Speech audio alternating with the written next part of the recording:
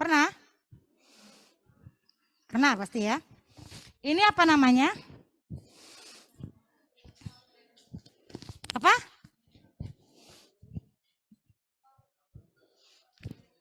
Kalau yang gini, ini namanya Erlenmeyer. Kalau beker yang sama besarnya, diameternya ya. Nah, ini adalah buret, bukan pipet. Beda dengan pipet. Kalau buret itu sudah ada ukuran. Jadi berapapun zat yang kita masukkan ke dalam Erlenmeyer ini, jumlahnya sudah ada takarannya. Jadi kita sudah bisa tahu tanpa menghitung berapa yang dituangkan ke sini.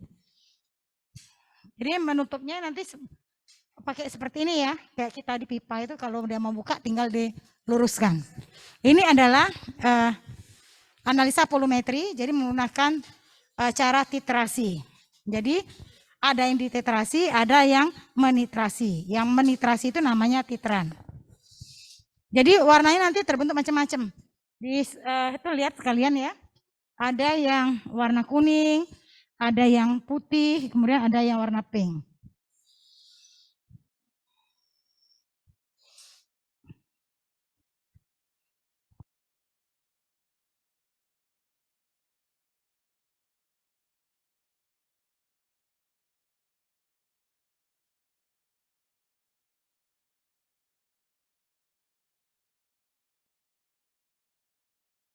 Oke. Di sini ada skala pH yang menunjukkan senyawa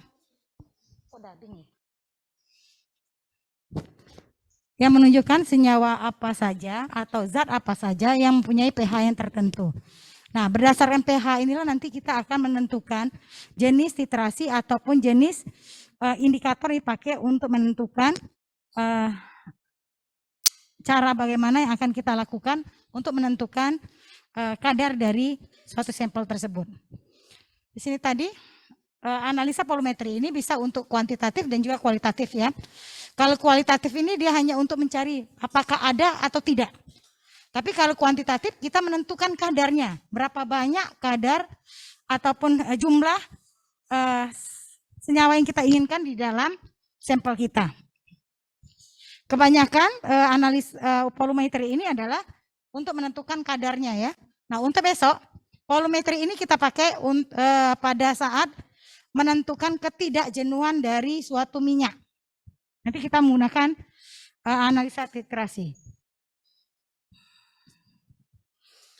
4 langkah yang dalam melakukan analisa ini. Yang pertama adalah bagaimana kita mengambil contoh atau sampel dari bahan. Jadi misalnya nih ada obat. Obat itu mengandung 2 macam senyawa. Kita hanya menentukan satu senyawanya, berapa kadarnya. Nah, kita harus tahu bagaimana cara untuk mengekstraksi satu nyawa yang akan kita inginkan. Kemudian mengubah konstituen menjadi bentuk yang dapat diukur. Bagaimana caranya? Tadi kita larutkan, kemudian kita mungkin perlu mengencerkannya dengan faktor pengenceran sekian. Nanti bisa ditentukan kadarnya. Karena kalau kadarnya terlalu tinggi, untuk volumetri tidak akan bisa dilakukan. Kemudian yang keempat adalah bagaimana cara pengukurannya. Karena titrasi volumetri ini juga macam-macam. Reaksi apa yang akan terjadi nanti. Kemudian perhitungan dan interpretasi dari hasil pengukuran. Setelah kita lakukan titrasi, kita akan tahu bagaimana cara menghitungnya dan bagaimana menentukan kadar sampel kadar senyawa kita di dalam sampel tersebut. Di sini ada 3 jenis analisa kuantitatif ya. Yang pertama adalah titrimetri atau volumetri secara khususnya. Dia biasa menentukan berapa banyak senyawa yang terkandung di dalam sampel kita. Kemudian untuk gravimetri ini dia biasanya penentuannya dengan menentukan adanya terbentuknya endapan. Ya, jadi ada penetrasinya itu harus sesuatu yang dapat mengendapkan sampel yang zat yang akan kita tentukan di dalam sampel kita. Kemudian ada juga dengan cara instrumental, secara kimia fisika. Ini bisa untuk menentukan jumlah senyawa yang akan kita tentukan itu dalam jumlah yang kecil sekali di dalam sampel kita. Jadi analisa kimia ini sendiri kalau berdasarkan pada banyaknya kadar sampel itu dibagi menjadi 4. Yang pertama adalah analisa makro. Jika berat senyawa kita dalam sampel itu sekitar di atas 0,1 gram atau 100 mg ke atas. Kemudian analisa semi makro, ini biasanya kadarnya sekitar 10 sampai 100 mg. Yang ketiga analisa mikro, itu sekitar 1 sampai 10 mg. Sedangkan analisa ultramikro ini bisa menggunakan sampai mikrogram ya.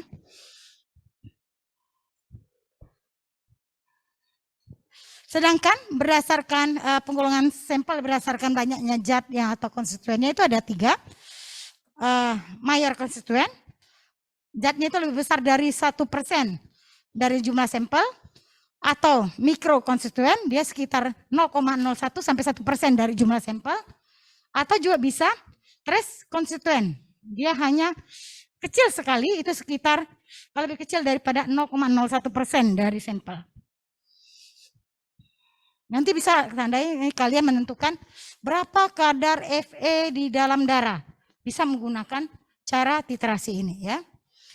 Kemudian volumetri berdasarkan perhitungan stokiometri. Kalian sudah tahu kan reaksi ini? Reaksi pembentukan garam. Jadi di sini perhitungan stokiometri harus tetap kita perhitungkan.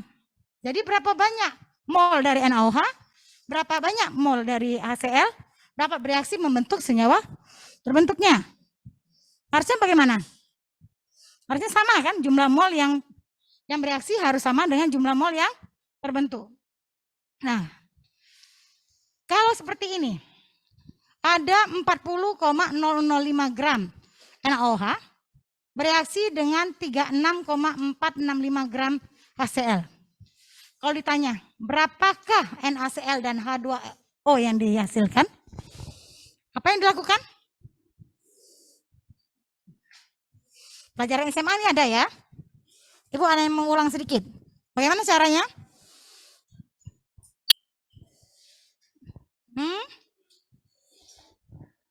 Dibagi dengan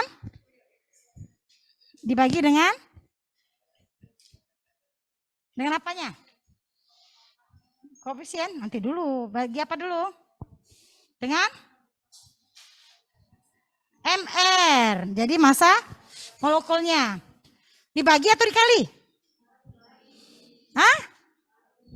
Dibagi apa dikali? Tadi ada yang bilang kali. Dibagi ya. Kalau dibagi berarti nanti jadinya mol. Nah nanti yang bereaksi mol yang terkecil akan bereaksi dengan, jadi mol yang kecil itu yang merupakan patokan, karena coba kalau kalian hitung ini berapa nanti? Ini sama nih 36, sekian. Jadi dia 1 mol. Yang ini berapa?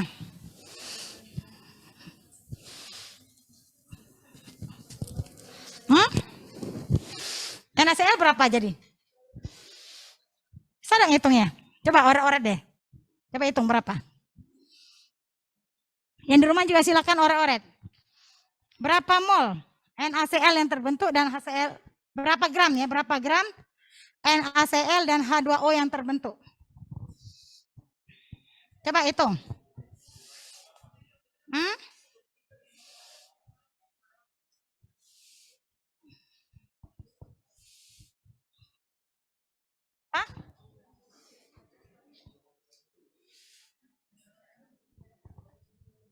Misi Bu izin menjawab. Silakan. Untuk yang NaCl itu 58,5 gram. 58 gram. Sebenarnya tanpa dihitung juga bisa ya? Iya. Ya. Ya. Tanpa dihitung pun juga bisa.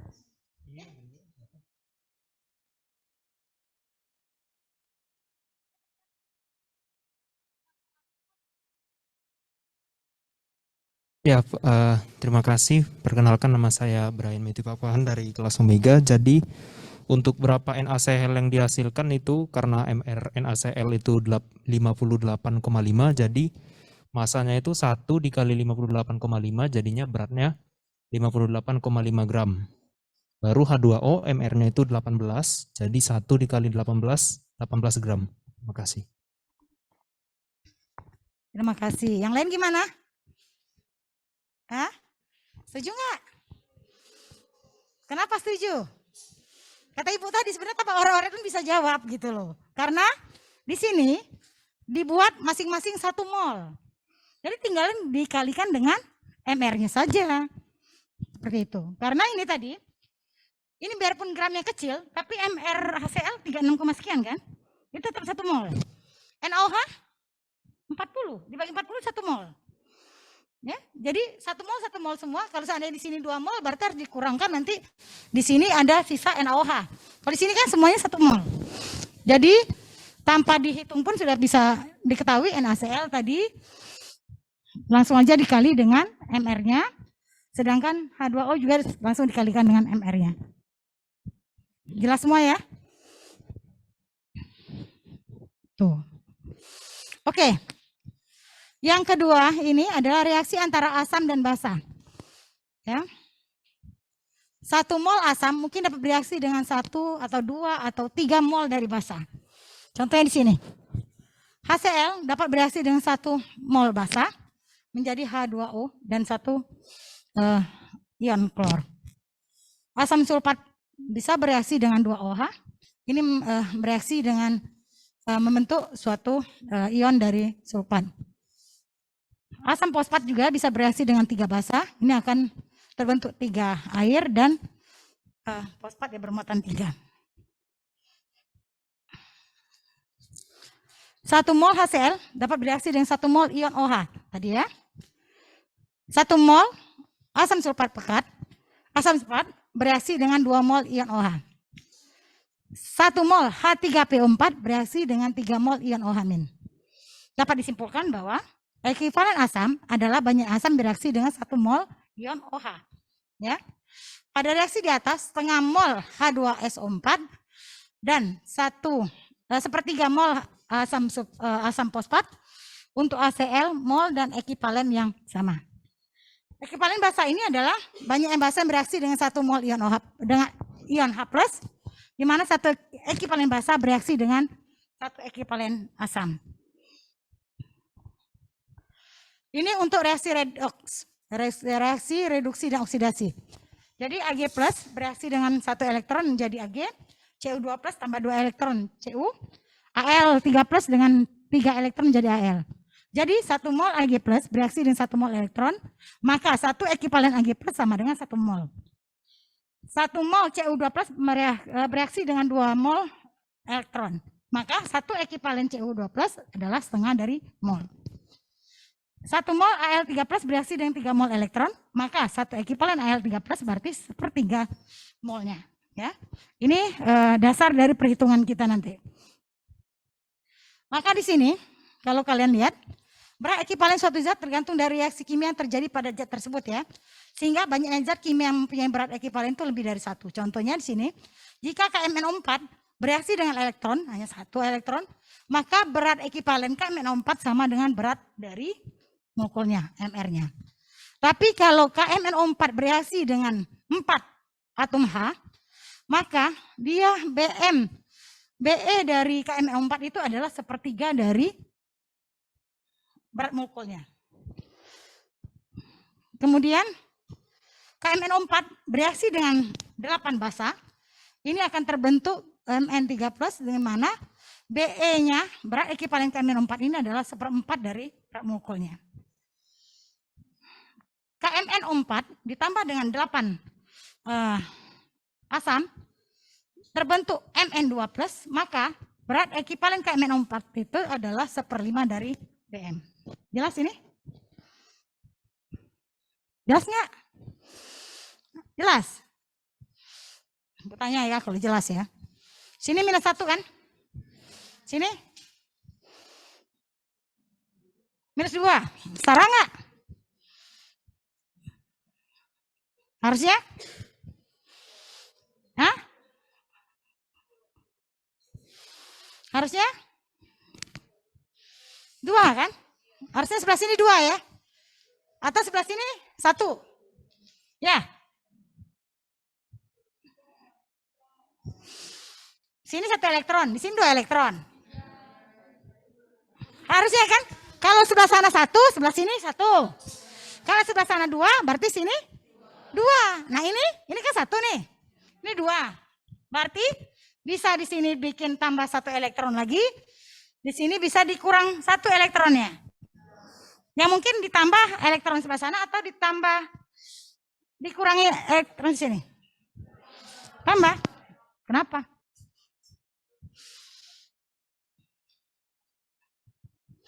Harusnya, ini kan bereaksi nih ke MnO4. Terbentuk MnO4. Berarti di sini harus ada K+. K+, jadi di sini 1 elektron, di sini 1 elektron. Nah, semuanya di bawahnya seperti itu juga. Di sini ada K+-nya. Makanya, kenapa di sini ada 4H+, sedangkan ini ada 3-. Kan masih ada sisa 1+. Berarti sebelah kanan juga harus ada 1+. Yang di sini 8 dikurang 4. 4. Di sini 3. Berarti di sini kurang tambah ini 3. Sini harus tambah plus K+. Ya. Jadi kalau ditanya kenapa seperti itu? Kok hitungannya Bu dia 5 elektron. Padahal dia itu kan masih kurang nih kan, udah seimbang. Nah itu loh. Karena K+-nya harusnya ada di situ. Ya. Untuk asam fosfat juga seperti itu ya.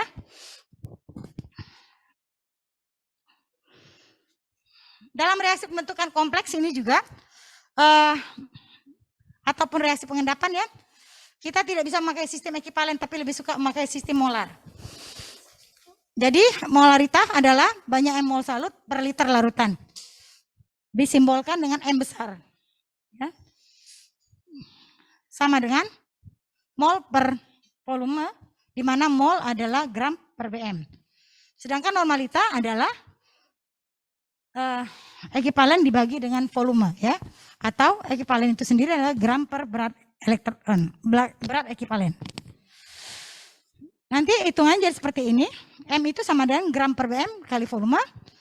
Kemudian di mana gram adalah berapa molaritas yang kita perlu lakukan, yang perlu kita buat, kemudian dikali BM dikali V. Contohnya kemarin, praktikum kemarin kalian pakai HCl 0,02 M. Ya. HCl 0,02 M. Berapa banyak yang kita perlu ambil untuk membuat 0,02 M sebanyak 100 mili? Masukin aja ke situ hitungannya. Jadi M-nya tadi 0,02 dikali BM-nya berapa HCl? 36,5 dikali volumenya. Volume 100 berarti 0,1. Berapa gram dia perlu? Tinggal hitung saja, ya. Tapi perlu dilihat HCl adalah cairan. Bagaimana kita menghitung gramnya? Bisa nggak? Bisa nggak cairan dihitung gramnya? Ada yang tahu caranya? Supaya tidak menghitung gram tapi kita menghitung volume. Oh cukup ambil 2 mili, oh cukup ambil 3 mili. Tidak ditimbang. Karena dibentuk cairan, bukan bentuk padatan. Kalau padatan bisa ditimbang. Tapi kalau cairan agak susah ditimbang. Bagaimana caranya?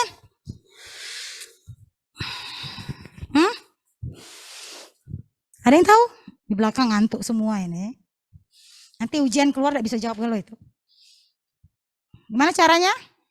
Perlu dikali dengan apa? Hah? Dengan? Ih takut jawabnya. Gimana? Yang di rumah ada tahu? Dikali dengan apa? Apa? Kuat-kuat nggak apa-apa. Apa? Dengan apa? Gue dengar tadi sini, tapi ketakut. Apa? Massa jenis. Massa jenis atau berat jenis? Ya. Atau roh ya, benar. Dikali dengan berat jenis, karena berat jenis itu satuannya apa? Gram per liter. gram per liter. Jadi tinggal dikali saja liternya, dapatlah gram. Nah, untuk dapat berapa berat jenisnya itu kita bisa searching di perpustakaan atau bisa kita lakukan dengan alat namanya piknometer, nanti ditentukan berapa berat jenis dari larutan tersebut.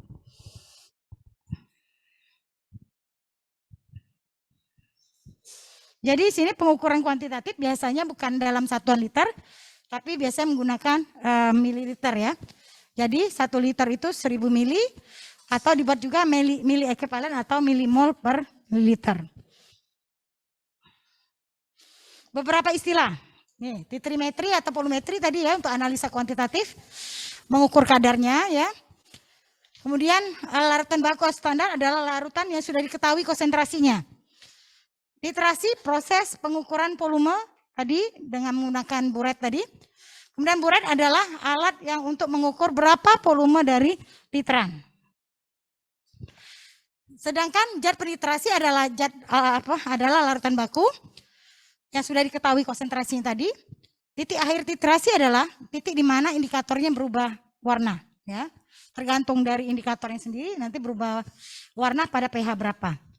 Pemilihan indikator ini sangat perlu dilakukan karena titik akhir dari titrasi ini akan mendekati titik ekivalen dari reaksi tersebut. Indikator adalah zat yang berupa warnanya jika mencapai titik akhir dari titrasi tersebut. Sedangkan titik ekivalen adalah di mana titik antara ekivalen zat A sama dengan ekivalen zat B. Larutan baku, larutan yang telah diketahui konsentrasinya dengan pasti. Ada zat baku primer yang sudah diketahui karena zat itu berupa murni ya. Jadi konsentrasinya langsung bisa diketahui langsung pada saat kita pembuatan. Tapi ada larutan baku sekunder. Larutan baku sekunder ini tidak bisa ditentukan konsentrasinya langsung. Ya, misalnya gini.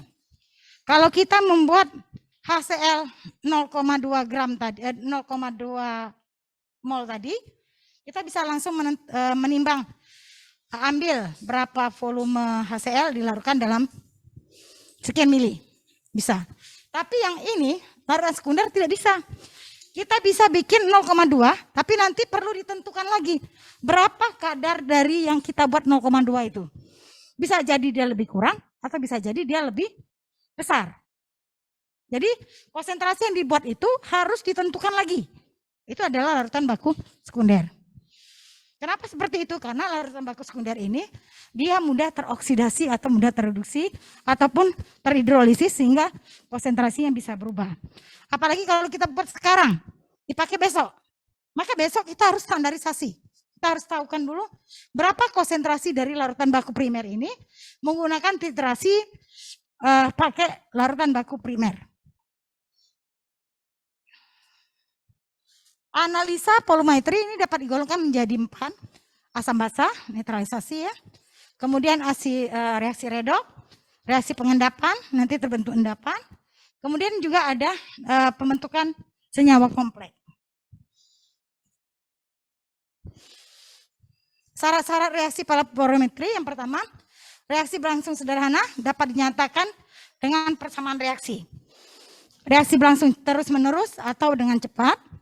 Kemudian ada perubahan kimia atau fisika yang dapat dideteksi pada titik ekivalen.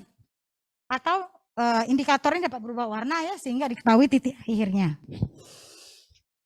Syarat-syarat zat baku primer yang pertama mudah didapat dalam keadaan murni. Kemudian tidak hidroskospis ya, dia tidak mudah teroksidasi dan tidak menyerap udara dan selama penyimpanan tidak akan berubah. Yang ketiga dia mengandung zat kotoran atau zat lain itu tidak lebih dari 0,01%.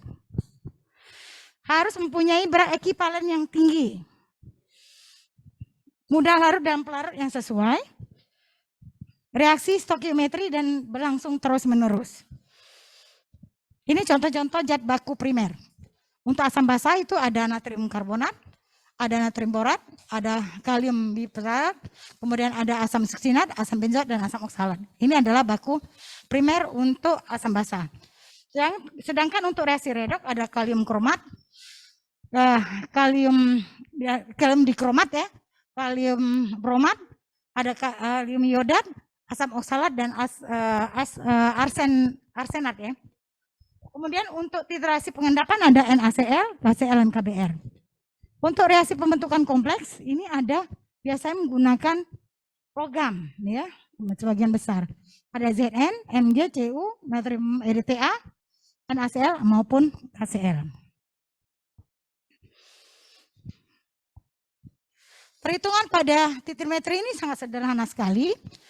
Pada titik ekivalen, di sini adalah banyaknya ekivalen zat titrasi itu sama banyaknya dengan ekivalen zat yang dititrasi. Atau banyaknya mili ekivalen sama dengan mili liter penetrasi dikali dengan normalitas.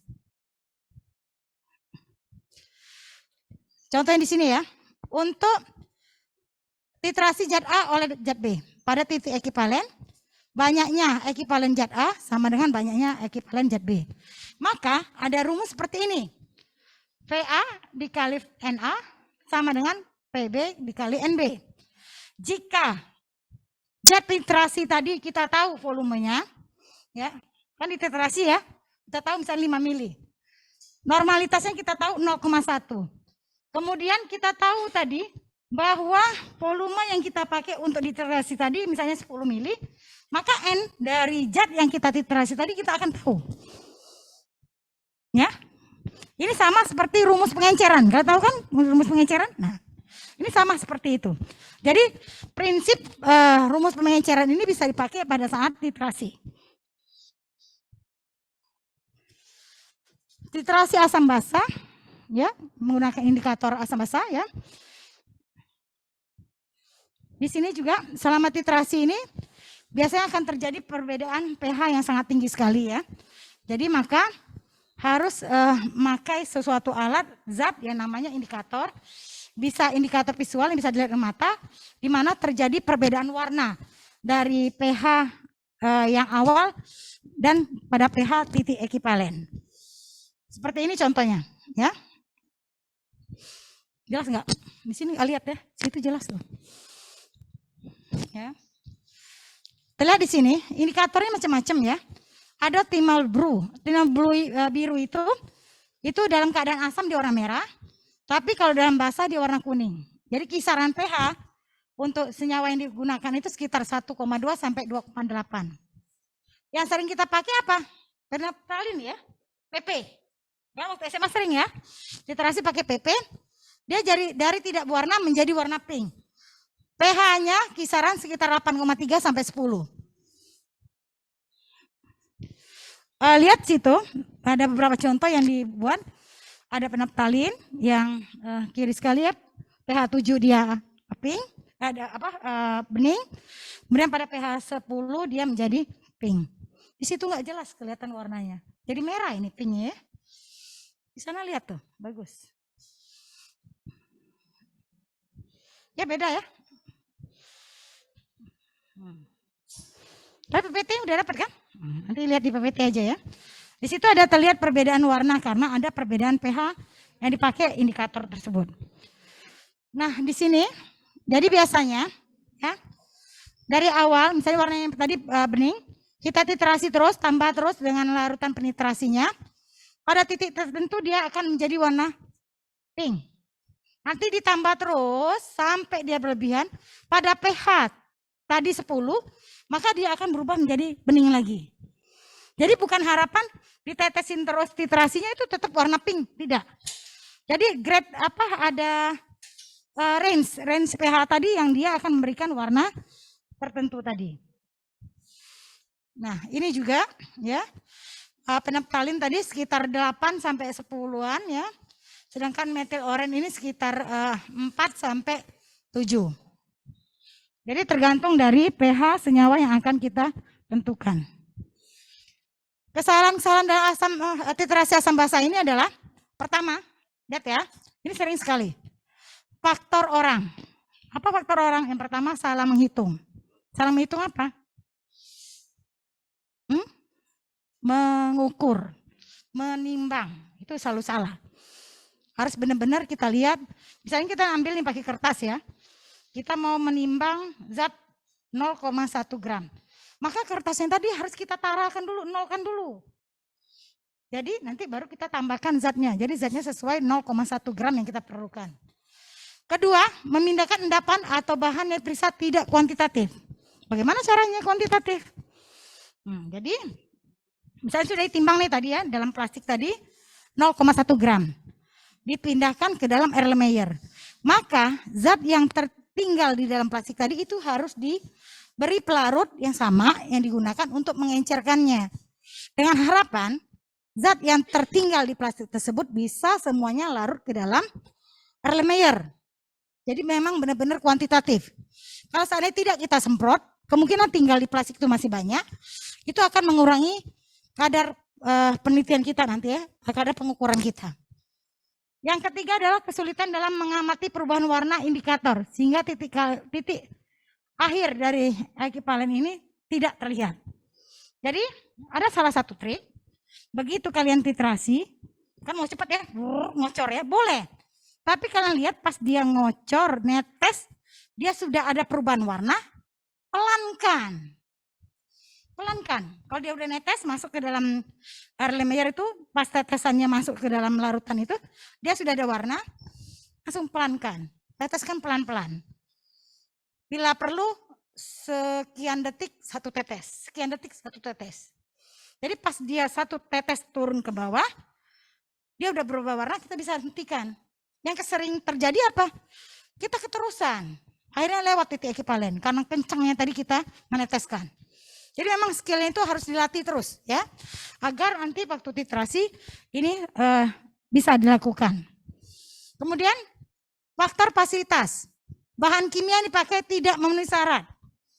Ya, bisa jadi dia sudah expire ataupun sudah menguap. Kemudian alat yang dipakai tidak baik. Apa yang tidak baik? Contohnya, kalian kalau pakai pipet volume ya, atau mikropipet, kadang-kadang keseringan dipakai tidak pas lagi ukurannya. Nah itu juga mempengaruhi. Jadi memang alat-alat yang dipakai itu harus sering di standarisasi ya. Kemudian faktor metode analisa. Reaksinya tidak sempurna atau timbul reaksi samping. Ini juga akan mengaruhi pada hasil penghitungan. Kemudian kelarutan endapannya itu tidak tepat. Atau pemisahan zat-zat yang terganggu yang tidak sempurna. Tapi biasanya faktor manusia yang paling banyak ya. Nah, contoh di sini adalah analisa kuantitatif. Kalau kita ambil 100 mg tablet berisi asetosal, dititrasi dengan NaOH 0,09 N, menghabiskan titran sekitar 6 mili. Hitung kadar asetosal dalam tablet tersebut. Jadi kita tinggal hitung aja di sini, ya. 6 adalah 6 mili dari titrasi dikali dengan konsentrasi dari NaOH dibagi 0,1. Kenapa 0,1? Karena memang harusnya NaOH itu 0,1 dipakai. Dia 0,09. NaOH ini adalah larutan standar sekunder ya. Jadi dia harus dibagi dengan 0,1 dikali dengan 18 ya. 18 adalah MR-nya dibagi dengan 100 dikali 100%, maka kadar asetosan adalah 97,2. Jadi dia memenuhi syarat karena sebagai obat, kadar dari obat tersebut paling tidak harus mengandung 95 sampai 105% kandungannya. Kalau kurang dari situ itu bisa jadi tidak tepat. Kemudian untuk penentuan kadar vitamin C ya. Kadar vitamin C ini sama seperti tadi ya. Contohnya diambil 100 mg. Jadi kalian ambil ini. Misalnya pitasimin ya. Pitasimin itu berapa kadarnya? Kadar pitasimin berapa? 500 mg. Jadi untuk mengambil 100 mg bagaimana vitamin C-nya? Hah? Gimana? Bagi 2? Bagi 5? Apanya bagi 5? Jadi gini, benar itu bagi 5, tapi tabletnya diukur dulu. Karena tablet vitamin C itu bukan cuma vitamin C-nya, tapi asam ascorbatnya cuma 500 mg. Tapi ada pemanis, ada tepungnya juga. Makanya tablet itu harus ditimbang semua. Berapa gram? Oh 2 gram. Berarti kalau 2 gram, 400 mg 400 mg dia mengandung 100 mg asam askorbat. Jelas? Jelas? Ya, iya kan? Nah, jadi nggak bisa kita ngambil 100. Kalau kita ngambil 100, sedangkan berat tablet yang tadi 2 gram, kecil sekali. Nanti salah dihitung, ya. Jadi hitung dulu tabletnya berapa, kita lihat kadarnya berapa. Nah, kita kira-kira ngambil 100, berarti kita harus bagi dulu dengan berat kotornya, ya. Nah, nanti baru dititrasi. Nah, di sini ada kesetaraan. Jadi nggak usah susah lagi. 1 mili 0,1 N I2 setara dengan 8,8 mg vitamin C. Sudah ada kesetaraan. Jadi kita tinggal lihat berapa banyak I2 yang digunakan. Jadi kalau seandainya di sini 8,8 mili digunakan, maka menggunakan 11,2 ya. 11,2 dikali 88 dibagi 100 dikali 100%. Dia kadarnya 98,5 memenuhi syarat. Karena tadi syaratnya adalah 95 sampai 105. Itu volumetri. Memang salah ya. Harusnya belajar hitung-hitungan ini jangan siang. Pagi tadi. Ya. Ya. Siang ini udah ngantuk. Tadi barusan makan, lapar ya. Kenyang. Sudah kenyang disuruh mikir, hitung lagi. Benar gak?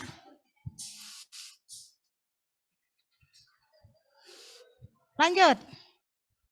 Spektrofotometri. Kuliah kita sampai jam berapa ya? 14? 13 enggak? 13.10 sampai ya? Masih ada waktu ya?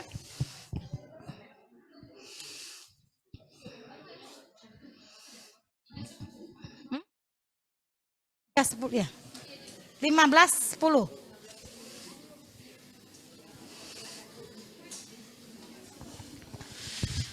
Oke. Loh kok udah ini? Sekarang spektrofotometri. Ini nanti akan kalian pakai pada saat praktikum hari Selasa nanti.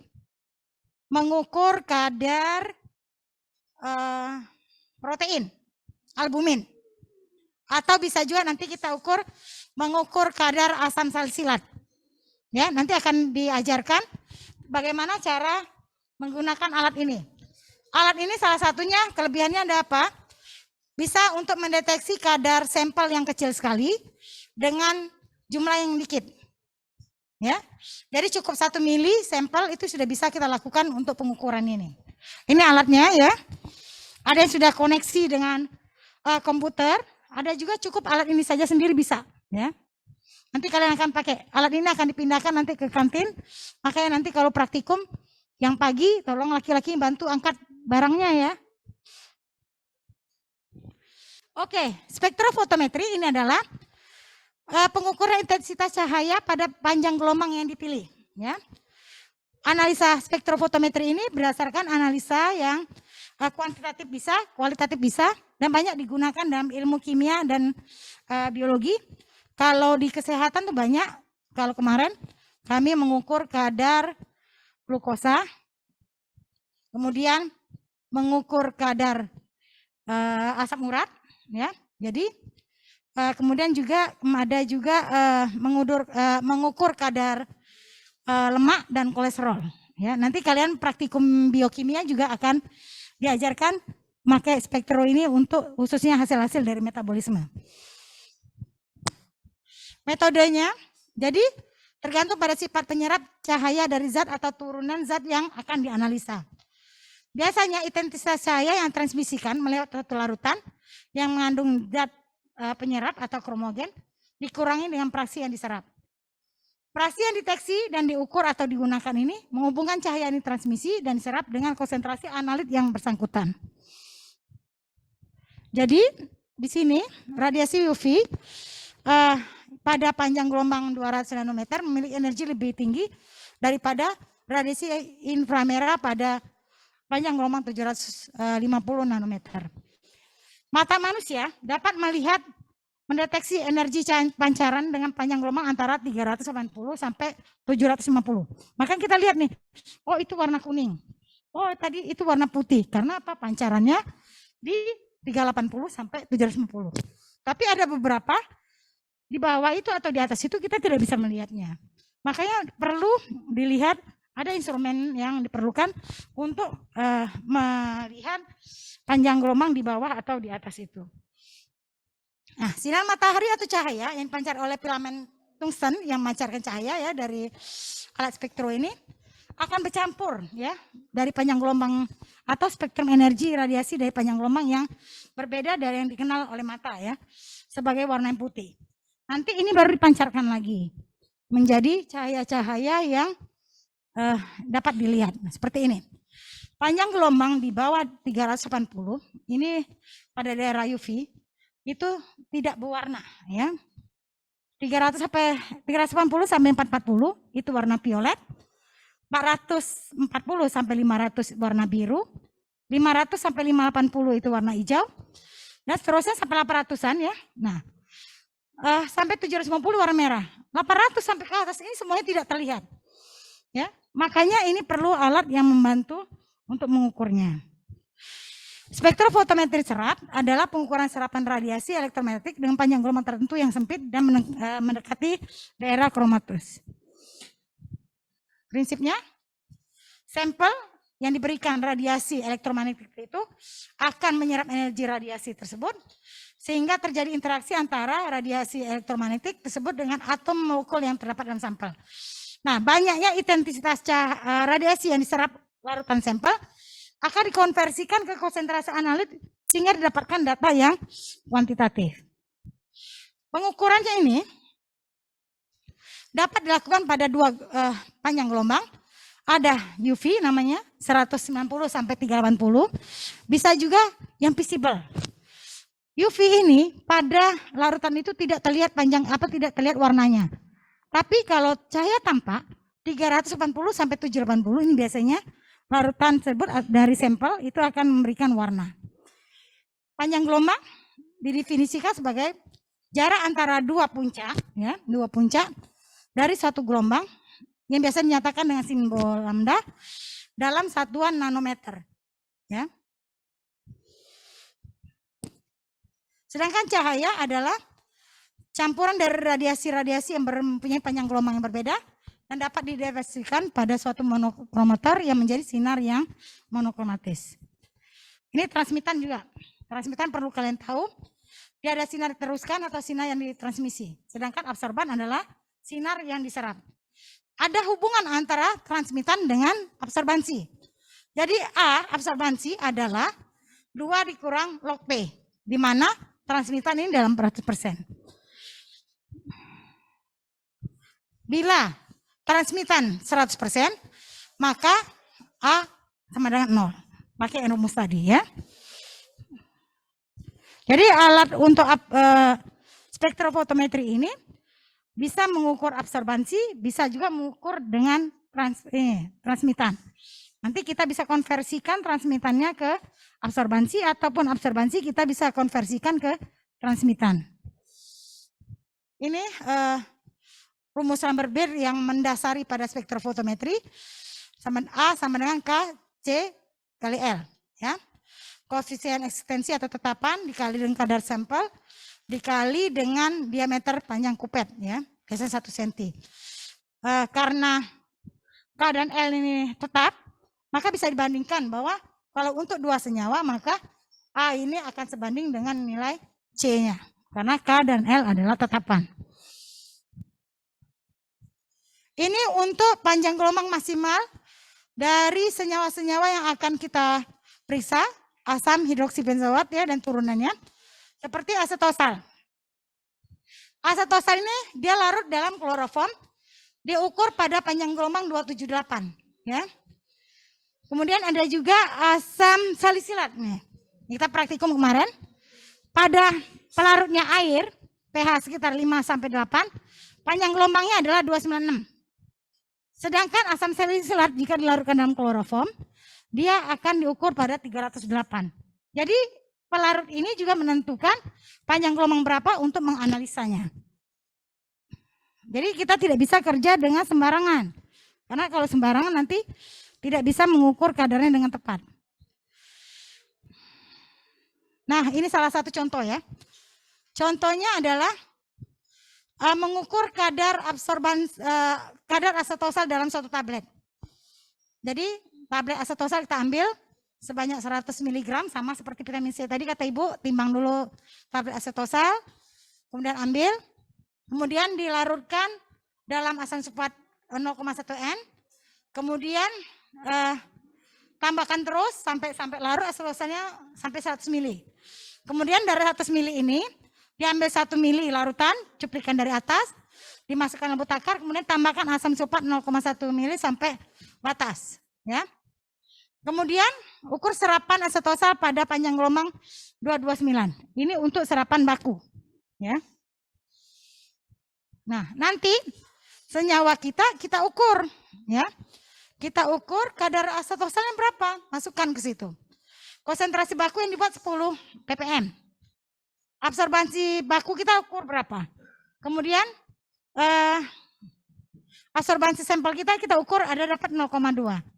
Kita pakai faktor pengenceran 100. Karena apa? Dari 100 diambil satunya diencerkan jadi 100, ya kan? Nih, ya. 100 dijadiin 100 kan? Kemudian dari 100 ini diambil 1. Diencerkan jadi 100, maka pengenceran 100. Ngerti nggak? Ujian nggak tahu, awas ya. Oke. Maka faktor pengenceran 100. Kemudian dikali ya 0,2 dibagi 0,5 dikali 10 kemudian dikali dengan 100. Maka kadarnya adalah 100 ppm dalam 100 mg sampel. Ada juga dengan bagaimana cara mengukur kadar asam salisilat dan asetosal yang sudah bergabung jadi satu. Caranya adalah ditimbang asetosalnya untuk standar, larutkan ya, nanti dibuat baca absorbansinya. Ini adalah absorbansi standar dari dari asetosal. Kemudian diencerkan kloroform, absorbansi yang dibaca pada 278. 1. Nanti didapatkan bahwa kadar asetosal dapat dihitung dengan cara rumusnya 1347A1 absorbensi 1 dikurang dengan 2,3 absorbensi 1. Kemudian asam salisilat. Kalian ingat kan kemarin asetosal itu adalah asam asetil salisilat. Jadi kalau dia dihidrolisis maka asetosal akan menjadi asam salisilat plus etanol. Nah, makanya nanti asam salisilatnya akan terurai tadi menjadi yang kedua. 3,58 dikurang A2 dikurang dengan 349 A1. Tetapan ini adalah menggunakan asam salisilat murni dan asetosal yang murni. Nah, seperti ini. Jadi ini ada panjang gelombang tertentu 378 dan 308. Tadi dari atas kita lihat ya. Ada di atas tadi. Nah, asetosal 278, sedangkan asam salisilat di 308. Jadi 308 adalah asam salisilat. Jelas nggak? Nah, ini asam salisilat, ini asetosal, ya. Jadi kita bisa menghitung kalau seandainya ada campuran keduanya di dalam suatu sampel.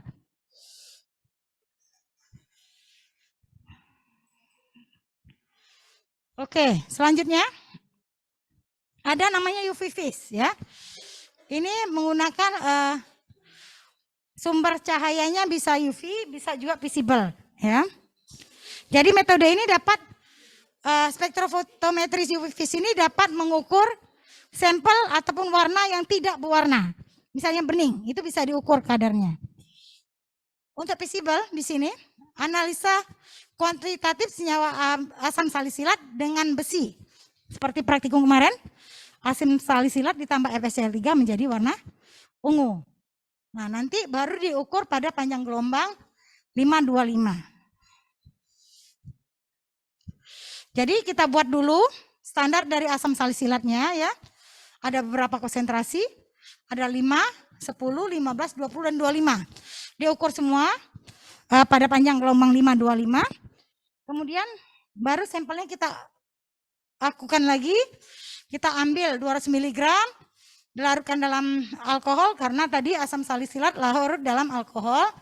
Kemudian tambahkan, ambil 25 ml, ditambahkan lagi dengan ferinitrat, dan dalam asam nitrat tambahkan air terbatas, kemudian dibaca absorbansinya 525. Nanti dari yang pertama tadi ya, ini reaksinya. Dari yang pertama tadi dari standar kita akan bisa bikin kurva regresi linier. Dari panjang gelombang dari konsentrasi berapa dikali dengan absorbansinya. Ya seperti ini. Ini ya. Ini konsentrasinya. Ini adalah absorbansinya. Jadi konsentrasi tadi berapa? 10, seperti ini ya. Nah ini adalah absorbansinya misalnya ya. Nah ini nanti seperti ini. Misalnya. Nanti ada persamaan garis. Ya sama dengan AX plus B. Ini dari standar ya. Ini kurva standar. Standar dari asam salisilat. Jelas nggak? Jelas. Nah nanti sampel kita ukur lagi di 2 berapa tadi? Di 525. Kita ukur berapa absorbansinya. Misalnya absorbansinya ada di 40-an ya. Oh absorbansinya ada di 0,4. Kita ambil di sini, kita bisa garis tarik lurus ke sini. Oh berarti di sini ini misalnya ini 10, ini 20, ini 30. Oh berarti di sini. Jadi kadar sampel kita mungkin sekitar 23 ppm. Kalau kita mau buat kurva seperti ini ya, bisa garis lurus. Atau bisa juga seperti ini. Kita menggunakan persamaan reaksinya. Persamaan garisnya. Y sama dengan AX plus B. Y adalah absorbansinya ya. Masukkan 0,4. A-nya konstanta, tahu kan dari regresi linier ya. X ditambah dengan B. Maka X akan diketahui berapa jumlahnya. Jadi dua cara ini bisa dilakukan. Nah, seperti itu ya. Ini persamaan garisnya. Ada yang mau ditanyakan?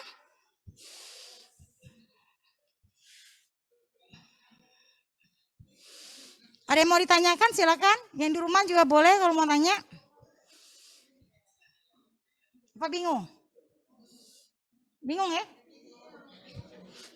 Bingung itu bagus. Kenapa? Nanti kalian praktikum kalian akan pakai ini. Kalian akan pakai. Prinsipnya, kalau kalian untuk spektrofotometri, kalian harus buat dulu kurva standar. Kurva standar itu dari mana? Dari larutan standar yang akan kita gunakan. Misalnya tadi asam salisilat. Kita ambil asam salisilat murni, kita bikin konsentrasi tertentu dengan kelipatan yang sama. 10, 20, 30, 40, 50 atau 10, 20, 40, 80. Kurva kelipatan. Boleh seperti itu. Nanti sudah dibuat, diukur dengan panjang gelombang berapa asam salisilat. Oh tadi berapa? Halo. 525 misalnya, 525. Diukur, didapat nanti dari spektrofotometri itu berupa absorbansinya. Ya seperti ini, ya. Dibuat, ini misalnya, ini standar asam salisilat. Ya.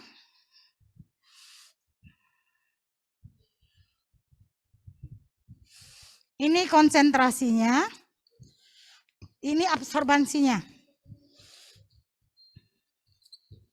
Konsentrasi misalnya 10 ppm, 20, 30, 40, 50 misalnya ya.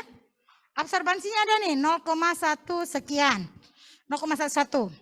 Ini misalnya 0,23. Ini misalnya 0,32. Ini misalnya 0,41. Ini misalnya 0,50. Nah ini dibuatlah persamaan garis. absorbansi sebagai Y, konsentrasi sebagai X. Regresi linear. Bisa kalian menggunakan Excel juga bisa. Bisa menggunakan SPSS. Atau dicari manual juga bisa. Belajar nggak waktu SMA? Cari manual persamaan regresi? Enggak. Mudah masukin Excel aja. Ya. Jadi ini kolom X, ini kolom X, ini kolom Y. Nanti dari sini akan dapat persamaan garis AX plus B. Ya. Nanti sampel kita sudah dibuat nih nanti ya. Dari misalnya 100 mg dilarutkan dalam 100 mili ya. Kemudian jadi ini 100 mg per 100 mili. Jadi ini adalah 1 mg per mili ya. Ya. Nah, diambil 1 mg ini diukur berapa absorbansinya. Ya. Enggak deh. Salah deh. Ini kan sampel, bukan yang standar ya. Sampel. Sampel kita tidak tahu berapa kadarnya. Atau bisa juga kita buat di situ nggak apa-apa sih mengecek apakah benar apa tidak. Sampel nanti kita ambil 100 mg sampel kita ya dalam ini benar sih, nggak apa-apa. 1 mg per mili ya. Kita harapkan dalam sampel kita itu ada 1 mg per mili ya. Kemudian kita masukkan ke sini. X-nya ada absorbansi. Misalnya dapat absorbansinya hitung misalnya 0,21. Nanti masukkan. Y sama dengan AX, X-nya 0,21 ditambah dengan B. Maka Y-nya dapat berapa kadar sebenarnya? Apakah benar kadarnya 0,1 mg atau tidak? Berdasarkan perhitungan ini. Terus nggak? Tambah bingung. Karena nanti begitu kerja di lab, disuruh ngitung baru, begitu toh Bu. Pas sekarang masih bingung karena nggak tahu apa yang mau dihitung. Ya kan? Tapi prinsipnya tadi seperti ini ya. Ya, prinsipnya seperti ini. Nanti di rumah belajarlah bikin persamaan garis pakai Excel. Ya. Nanti udah ngerti? Cara browsing nih itu di Google. Cara membuat persamaan garis melalui Excel. Masa gaptek? Mana ini? Kalau sama ibu yang udah tua, ya. Ibu tahu. Apalagi pakai SPSS. SPSS itu lebih sulit lagi loh. Ya. Oke, ada pertanyaan nggak? Kalau tidak ada pertanyaan, tanya. Nanti aja. Nanti kita pas praktikum. Besok kita praktikum volumetri. Ya. Nanti kita langsung akan hitung hasilnya. Kalian nanti besok yang jam kedua ya. Kedua sayang 10.30. Kedua.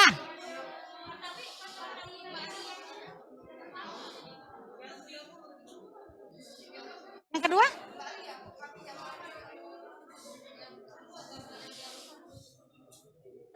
Kalian apa? Minggu depannya lagi? Ya, tanggal 12? Tadi Ibu bilang ini, untuk tanggal 8, yang jam 8 itu adalah gamma sama delta. Setelah itu 10.30 epsilon dan omega. Nanti jam 1-nya baru alfa dan beta. Nanti tanggal 12 tanggal 12-nya Selasa depannya baru epsilon dan omega yang jam 8. 10.30-nya baru alfa beta. Nanti setelah itu jam 1 baru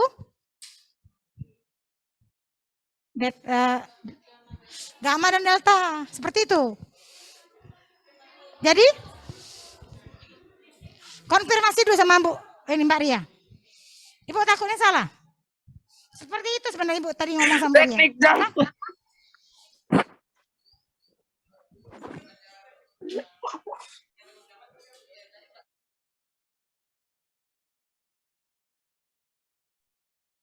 Ya udah terserah lah. Jangan saja nanti yang gamma dan delta juga datang pagi ya. Berantem kalian. Terserah. Kalau Bu, terus yang jam berikutnya siapa? Gamma? Ya terserah lah, atur aja lah, nggak apa-apa. Jangan sampai, karena Ibu tadi bilang sebenarnya, karena kemarin sudah alfa beta, pengennya Ibu besok itu gamma dan delta duluan. Nanti hari depannya baru epsilon dan omega, pengennya Ibu. Tapi kalau Mbak Ria udah ngatur itu udah nggak apa-apa. Asal aja jangan sampai tabrakan dengan yang lain, ya.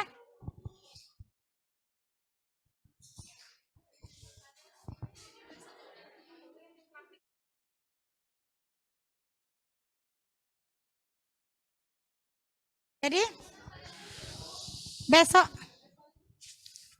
kok berdua? Bahaya ini berdua ke toilet. Satu-satu aja. Jadi besok itu karbohidrat sama lipid. Tapi lipid yang digunakan itu adalah prinsip dari polometri yang akan dilakukan. Nanti kromatografi dan spektrofotometri baru pakai prinsip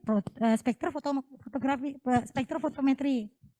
Pak Sadakata nanti ngajarkan kromatografi ya. Nah mudah-mudahan sebelum kalian praktikum kromatografi, beliau sudah menjelaskan prinsip kerjanya. Ibu lebih senang loh kalau ngajar kalian bingung.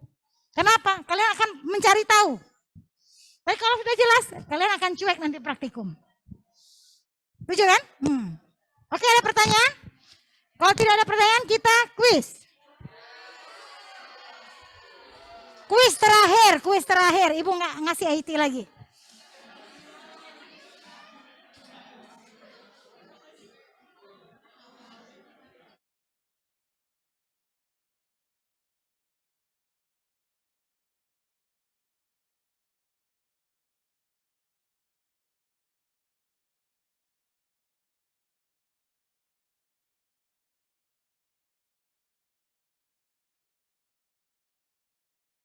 Yang di rumah kelihatan nggak Ibu jelasin ya?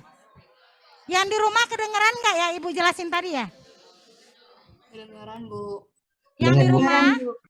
Kedengaran. Yang di rumah Ibu jelasin Kedengaran, papan tadi Bu. jelas nggak ya? Yang di papan nggak ada tulisan, Kedengaran, Bu. Bu. Nggak Iya, Bu. kedengeran? Cuman Yang di Nggak papan kelihatan? Nggak ada kelihatan, Bu. tulisan. Bu. Nggak kelihatan, Bu, yang di papan. Iya, Bu. Iya.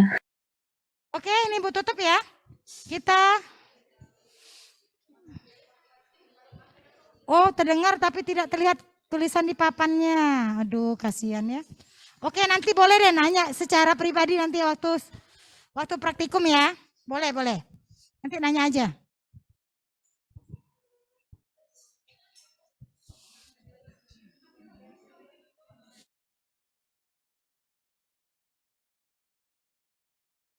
Bang.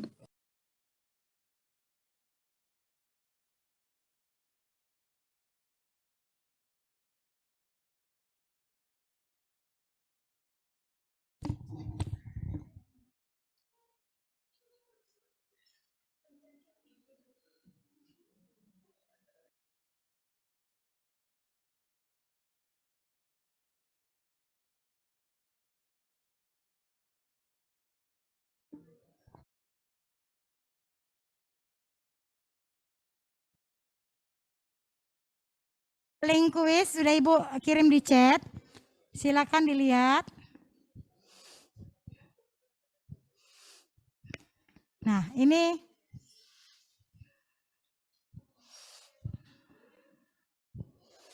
linknya. Yang di rumah bisa.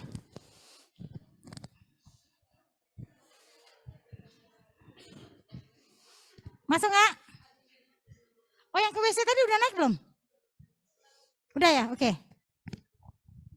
Ibu juga mau kamar mandi nih, tapi Ibu tahan. Ibu tahan. Udah masuk semua?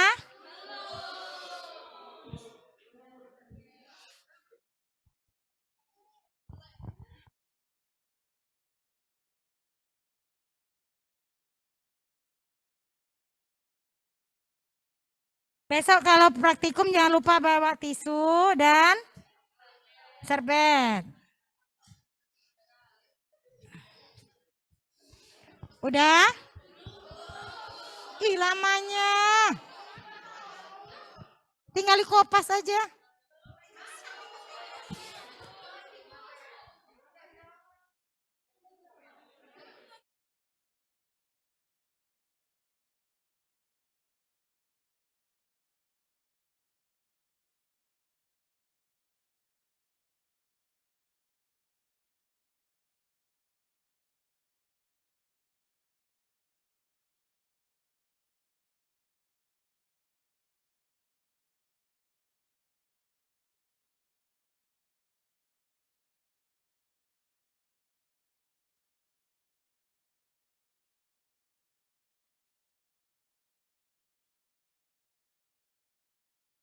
Yang di rumah sudah masuk ke link?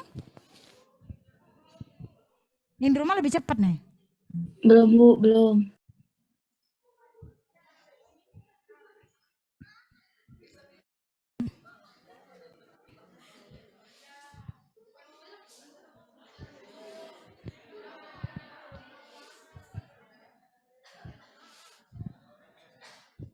Yang di rumah tolong ya, jangan ujung kepalanya aja yang kelihatan.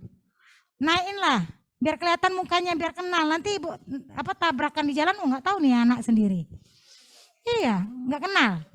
Coba naikin dulu kepalanya, biar kelihatan. Kalian tuh pada cantik, cakep kok. Masih muda-muda, masih fresh. Udah? Naikin lagi ya mukanya ya, biar ibu lihat mukanya ya. Nah, maju naik, kamerain tuh agak turunin dikit, biar kelihatan muka yang cantik. Oke, udah? Innalillahi ya Allah.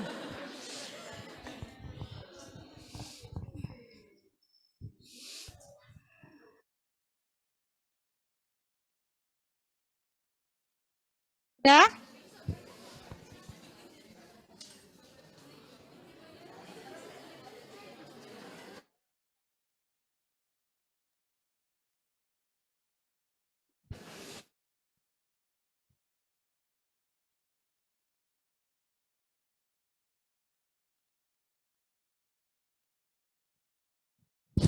Kita mulai ya.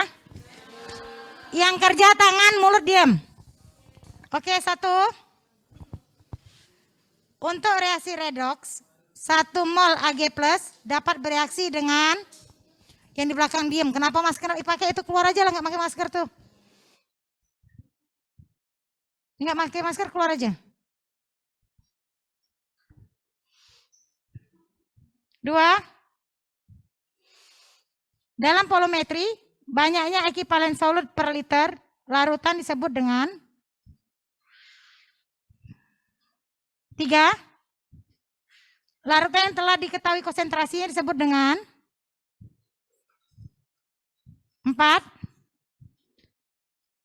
Zat baku primer yang dapat digunakan pada reaksi asam basa dan reaksi redoks adalah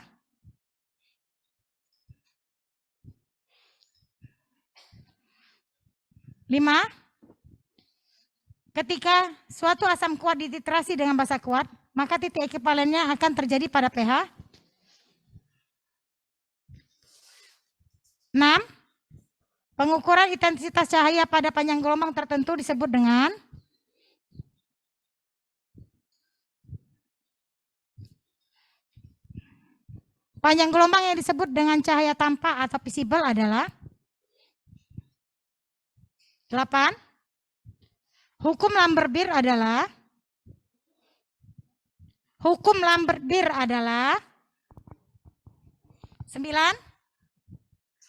Untuk menentukan kadar asetosal dalam suatu obat, maka pengukuran pada panjang gelombang